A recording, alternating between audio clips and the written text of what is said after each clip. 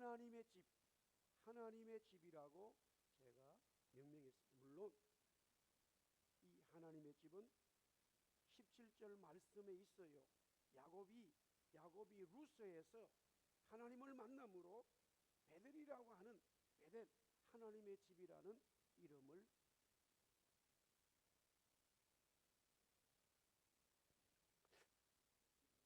하나님의 집, The House of God, 하나님의 집이 무엇입니까? 했을 때에 야곱은 말하기를 하늘의 문으로 가는 길이다.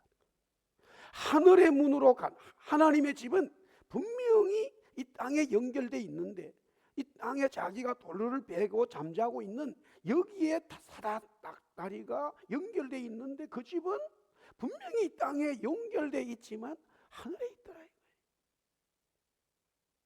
그 하늘의 문을 보게 된 거예요. 도망가는 야곱이지만은 이제 80km이라고 하는 그 집에서의 거리를 떠나 있습니다. 왕래합니다. 아무도 없습니다. 얼마나 마음이 불안한지를 모릅니다. 그런데 그 잠자는 속에서 꿈에 하나님이 나타나셔서 하나님의 집을 야곱에게 보여준 거다 이거죠. 그러므로 성도는 이 땅에 살아가지만 이 땅에 분명히 살아가요. 성도가 다른 게 뭐냐면 이 땅에 살아가지만 하나님의 이 집, 즉 하늘로 가는 길을 가지고 있다. 요새는 다 우리가 운전을 합니다. 그래서 도로를 만들 때의 운전자들로 하여금 정확하게 인식하도록 편말이 아주 잘 되어 있습니다. 캐나다는, 미국은 동서가 5,000km 이상 됩니다. 5,000km가 뭐예요? 여기서 5,000km는 토론토까지밖에 안 돼.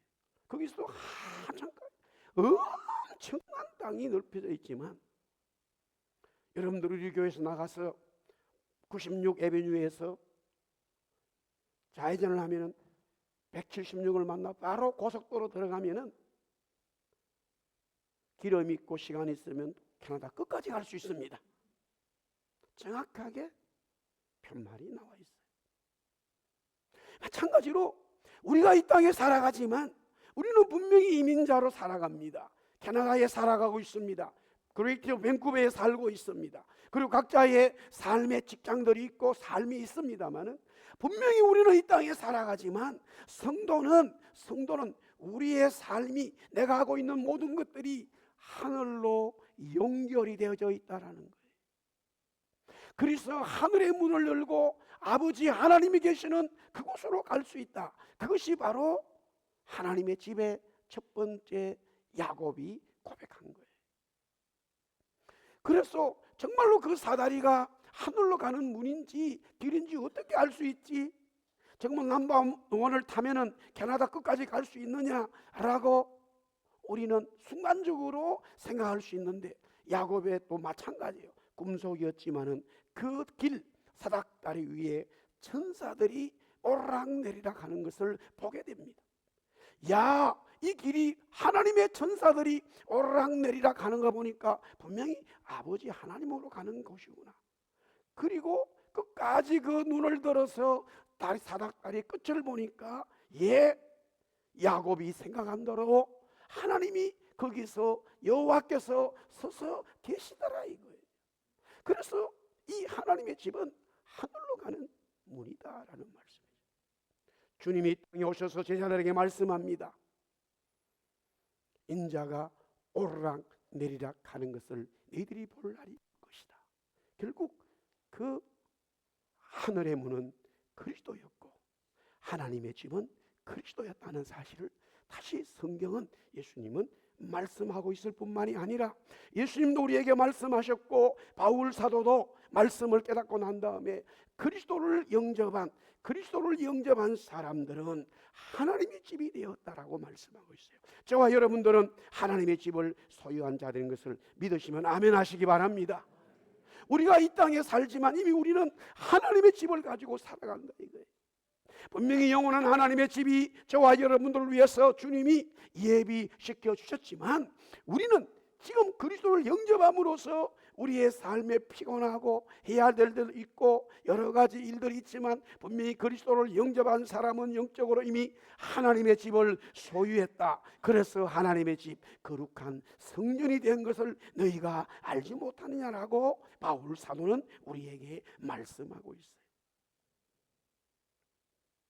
이 하나님의 집, 하나님의 은혜는 전적으로 하나님이 하셨는데 그럼에도 우리가 무언가를 해서 얻은 것은 아닌 것을 성경은 분명히 말합니다마는, 하나님이 하시는 그 일에 우리는 조금씩 주파수를 맞추어 가야 된다는 거예요.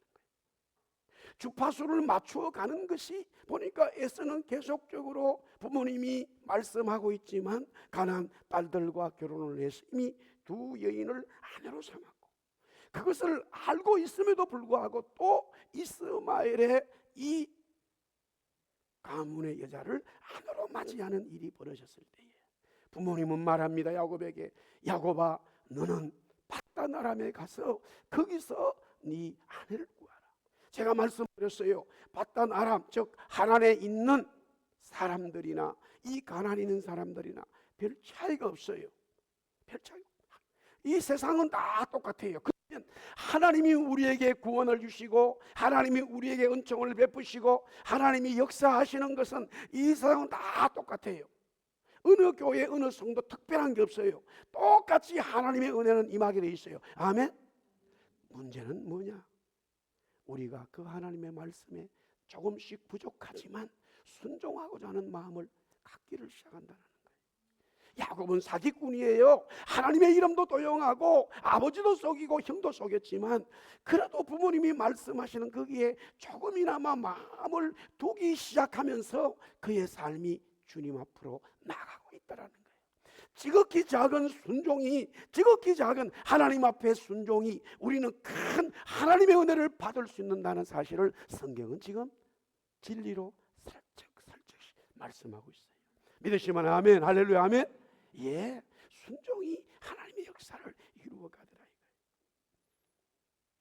자, 계속해서 하나님의, 우리 한번 따라서, 하나님의 집은 하나님의 복이다. 하나님의 집은, 오늘 성경은 하나님의 복인 것을 말씀하고 있어요. 오늘 우리가 말씀을 읽었습니다마는 창세기 27장 14절에 보니까 땅의 모든 족속이 너와 네 자손으로 말미암아 복을 받으리라라고 14절에 나와 있어요. 14절에 보니까 땅의 모든 족속이 너와 네 자손으로 말미암아 복을 받는다라고 말하고 있어요. 그러니까 하나님의 집이라고 하는 이 야곱이 깨달은 하나님의 집은, 그 하나님의 집에 있다면은 하나님의 집에는 하나님의 복으로 가득 차게 되었다라는 말이에요. 4명의 나병 걸린 환자가 자기들 가족들이 먹을 것을 주지를 않아요. 왜? 사마리아 성에도 지금 성경에 사마리아 성에 있는 이스라엘 백성들이 경제적인 아주 궁핍함을 가지면서 결국에는 어떤 내용까지 기록되었냐면은 자기의 자녀를 먹는 이런 끔찍한 상상할 수 없는 경제 공황에 빠지게 됩니다. 정상적인 사람도 살아갈 수 없는데 나병 걸린 사람들에게 음식을 나눠줄 수는 없지요. 그들이 시간이 지나면서 결국 죽게 되니까 우리는 여기 있으면 죽을 수밖에 없다. 그러나 아람 군대에 가면은 먹을 것이 있다는 소식이 듣고 어차피 죽으니까 그들이 주면 음식을 먹고, 그렇지 않으면 어차피 죽으니까 가보자 하고 이 4명의 나병 환자들이 아람 군대가 있는 곳으로 가게 되지요. 그런데 어쩐 일입니까? 보니까 한 명의 군사도 없고 그들이 급하게 도망을 갔다고 하는 것이 여기저기서 알 수가 있어요. 옷도 그대로 있고 금은보화도 있고 음식도 그대로 있고, 하나님의 천구 천사들이 아람 군대에 나타나니까 그냥 혼쭐 나서 도망갔다라고 성경은 말하고 있어요.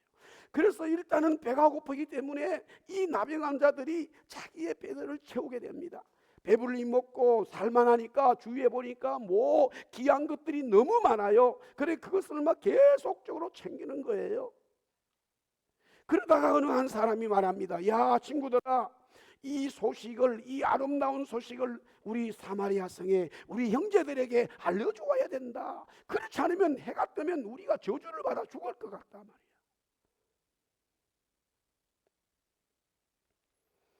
이 나병 환자들이 아름다운 소식을 전해줌으로써 사마리아 성은 복을 받게 되어졌습니다. 오늘 야곱이 꿈을 꾸면서 하나님이 말씀하신 것은 너로 말미암아, 너의 후손들로 말미암아 모든 족속이 복을 받는다, 나의 복을 받는다, 하나님의 복을 받는다라고 말씀합니다. 즉 하나님의 집, 따라합시다. 하나님의 집은 하나님의 복의 역사다. 내가 하나님의 집에 들어오기만 한다면 하나님의 복이 흘러온다라는 말이에요.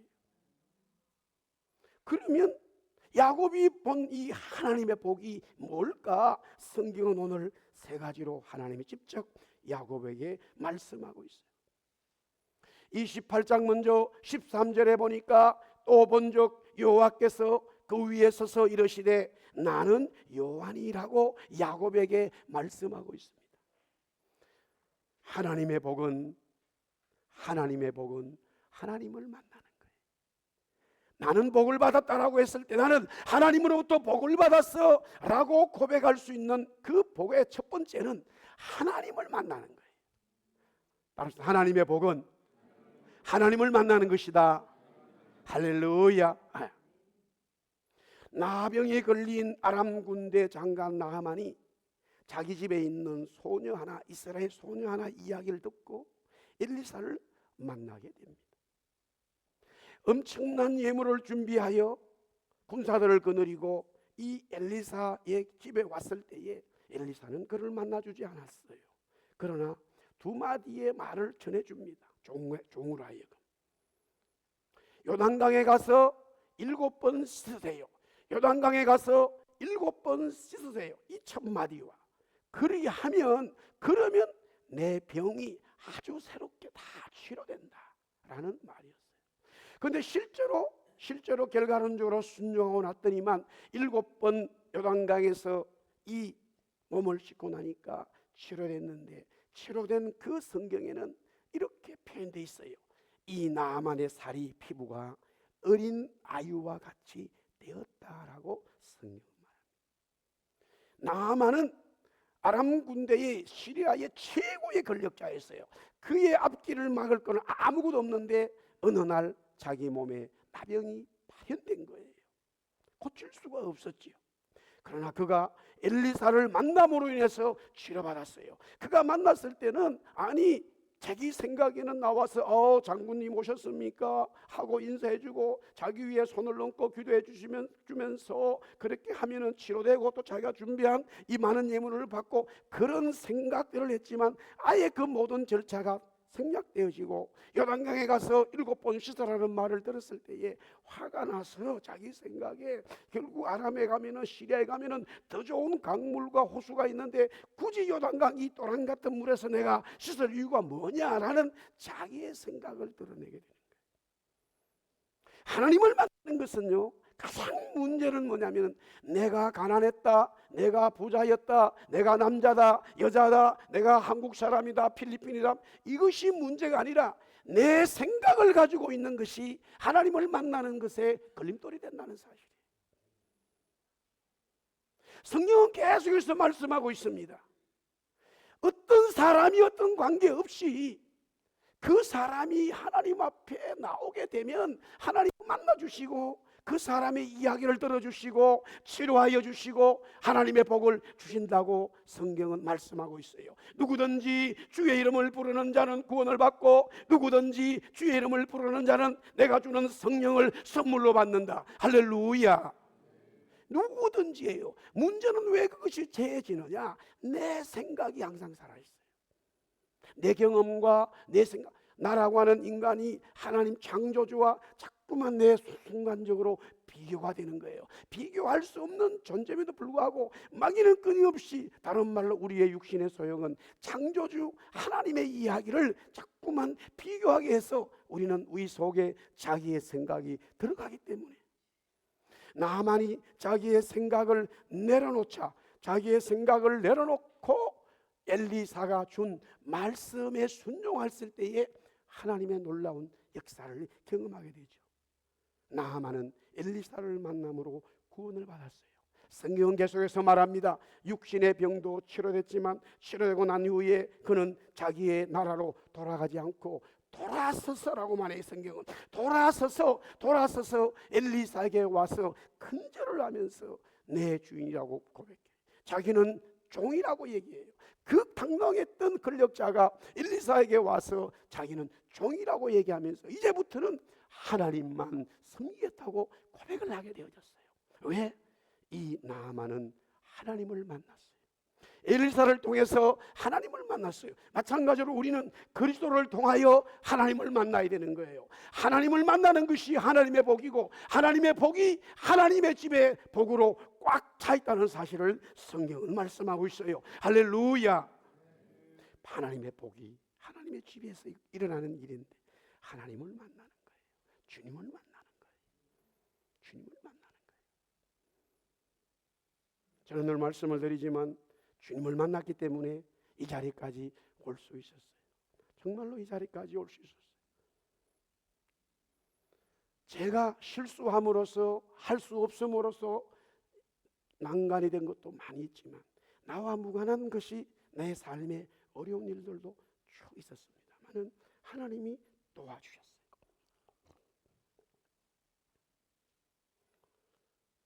자, 이번에 여행하면서 가만히 혼자 운전하면서 생각을 해봤어요.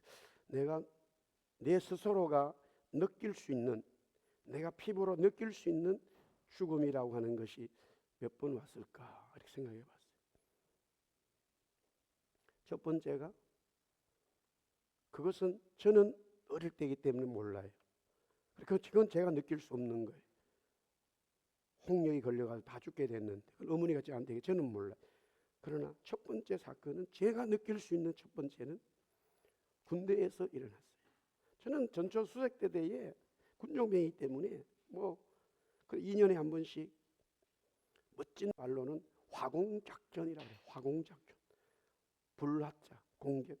사실 그건데 온통 산에다가 강원도 화천인데 불 지르는 거예요. 왜냐하면 시야가 자꾸 나무가 있기 때문에.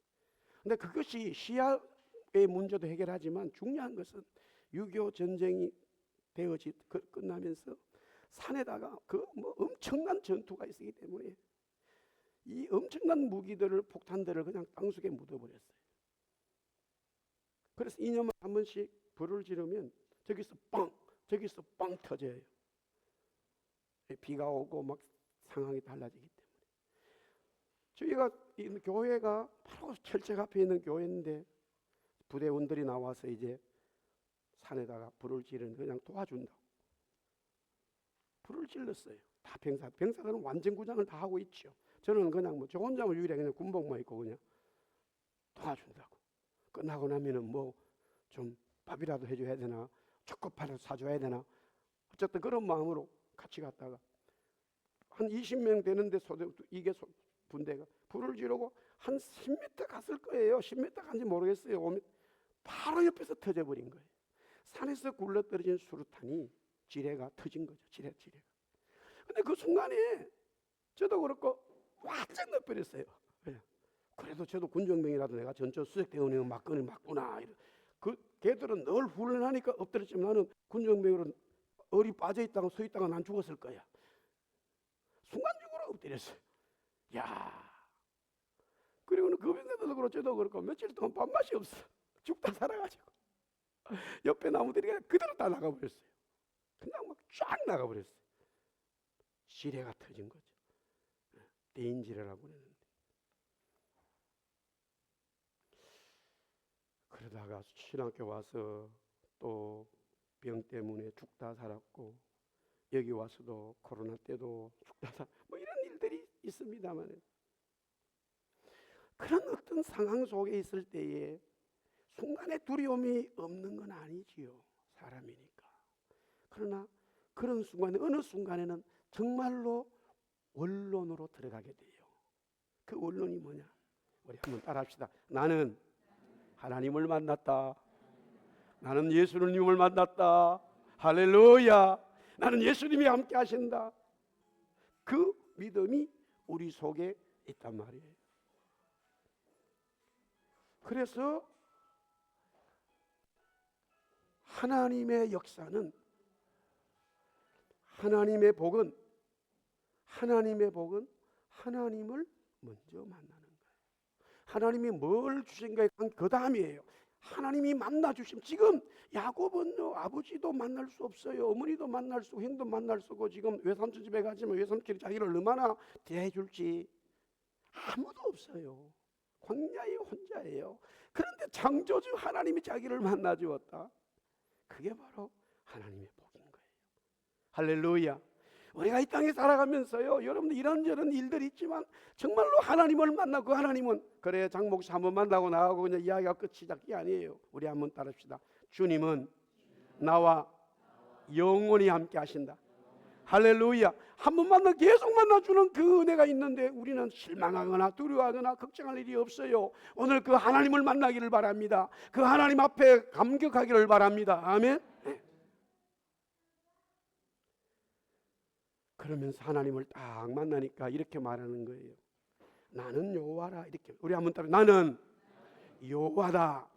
나는 여호와다. 13절 여기서 말하는 여호와는 출애굽기 3장 14절, 출애굽기 3장 14절에 하나님께서 모세에게 말한 것 똑같아요. 우리 같이 읽어봅니다. 시작. 하나님이 모세에게 이르시되 나는 스스로 있는 자니라. 또 이르시되 너는 이스라엘 자손에게 같이 이르기를 스스로 있는 자가 나를 너희에게 보내셨다 하라. 여기서 나는 여호와라는 말 속에는 이제 플러스서 이 모세의 시대에서는 모세에게는 나는 스스로 있는 자라. I am who I am이란 말. 이게 바로 뭐냐? 처음과 끝이 없다 이거예요. 영원부터 계시는 분이라는 거예요. 그래서 히브리서 13장 8절에는 계속해서 이렇게 말씀하고 있어요. 같이 읽습니다. 시작. 예수 그리스도는 어제나 오늘이나 영원토록 동일한. 이런 분이 우리를 만나 주신 거예요. 아무리 능력 있고 좋아도 그분은 60, 70, 80, 90, 100세 되면 사라져요. 아무리 능력 있는 부모님을 만나도 부모님은 언젠가는 돌아가시게 돼 있어요. 아무리 좋은 친구를 만나도 언젠가는 그 친구는 사라지게 돼 있어요. 그러나 하나님은, 그리스도는 나를 구원시키시고 나를 만나 주신 그 주님은 어제나 오늘이라 영원토록 함께 하신다는 거예요. 그 주님을 만나는 것이 하나님의 복이죠. 그게 구원이죠. 그게 은혜죠. 할렐루야. 자, 하나님의 복은 계속해서 창세기 28장 13절에서부터 14절에 이어집니다마는 너의 조부 아브라함의 하나님이요 이삭의 하나님이라. 네가 누워있는 땅을 내가 너와 네 자손에게 주리니 네 자손이 13절 14절에 보니까 땅에 티끌같이 되어 네가 서쪽과 동쪽과 북쪽과 남쪽으로 퍼져나갈지며 땅의 모든 족속이 너와 네 자손으로 말미암아 복을 받는다라고 말씀하고 있어요. 이것은 하나님의 복이 계속적으로 이어져 간다라는 거예요. 내가 복을 받은 이후로 나로 끝나는 게 아니라 계속 그 복이 이어져 간다는 거예요. 하나님의 약속이에요.